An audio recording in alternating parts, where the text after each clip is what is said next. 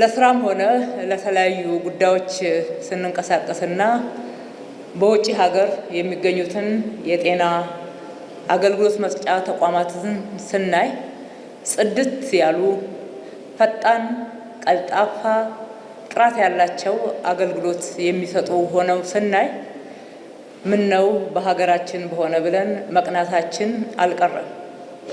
ይህንን ቅናታችንን እንዲሁ በመቅናት የያዝነው ሳይሆን እንዴት አድርገን ወደ ሀገራችን እናምጣ የሚል ትልቅ ራዕይን ሰንቀን ስንሰራ ቆይተናል።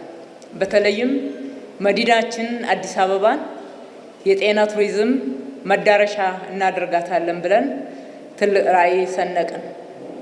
ይህንን የሚያክል ራዕይ ስንሰንቅ ነባሮቹ የጤና አገልግሎት መስጫ ተቋሞቻችን፣ ሆስፒታሎቻችን፣ ጤና ጣቢያዎቻችን፣ የግል ጤና አገልግሎት መስጫ ተቋሞቻችን ብቁ ስለሆኑና ከነሱ ላይ ትልልቅ አገልግሎት እናገኛለን የሚል ተስፋ በማሳደር አልነበረም።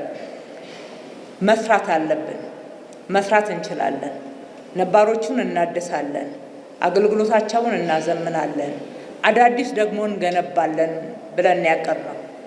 ይህንን ስንል መንግስት ብቻውን ሰርቶ ይህንን የሚያክል ራዕይ ያሳካል የሚልም ህልም አልነበረም የያዝነው ህልም በርካታ ሀገር ወዳድ ኢትዮጵያውያን ህልምን የሚጋሩ ለሀገራቸው መልካም የሚመኙ አገር የማሳደግ የማበልጸግ አገልግሎታችንን ስታንዳርዳይዝ የማድረግ ህልም ያላቸው በርካታ ዜጎች አሉ።